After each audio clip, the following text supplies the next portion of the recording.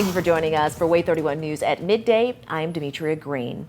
Well, topping our coverage this morning, a rigged trial. That's what former President Donald Trump is saying now about that historic verdict in the so-called hush money trial. And just minutes ago, Mr. Trump held a news conference outside of Trump Towers a day after a jury returned a unanimous guilty verdict on all 34 counts of falsifying business records. Now, the trial lasted about 6 weeks with nearly 24 witnesses, and how he tried to cover up a $130,000 payment to adult film actress Stormy Daniels to silence her before the 2016 election. Now, our breaking news anchor, Georgia Clark, watched this entire news conference unfold. She joins us now live in the studio. And Georgia, give us a breakdown on what he said. Well, Dee, as expected, former President Trump stands by his innocence and says this trial was unfair and rigged in that news conference. Trump started with laying out everything he believes is wrong with this country, with immigration, the court system, and taxes.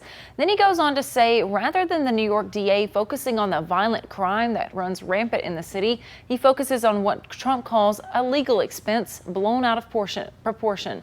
He also blames President Biden and says this is all happening because of him, because Trump is leading in the polls. But with the gag order in place and Trump already having to pay thousands of dollars in fines and jail time looming over his head, he couldn't speak much on the actual proceedings in the case.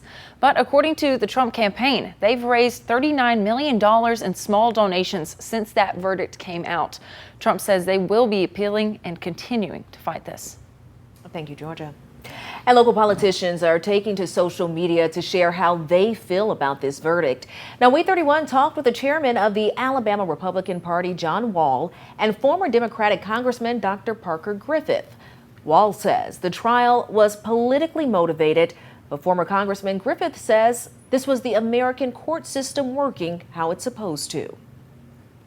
I'm actually not surprised at all. Look, you had Democrat elected officials in New York City, the DA and the judge, who both literally campaigned on going after Donald Trump. There was a clear political motivation. They were clearly biased against Donald Trump.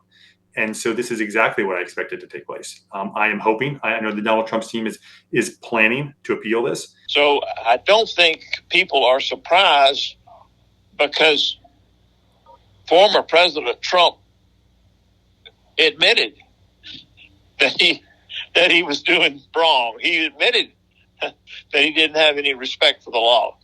And he acted that way all during the trial and on the footsteps of the courthouse. And according to a new Marist poll, it shows that 67% of registered voters say a guilty verdict would not change how they vote. And 76% say the same about a not guilty verdict. However, just about 7% of voters say a guilty verdict will make them less likely to vote for Trump in the presidential race.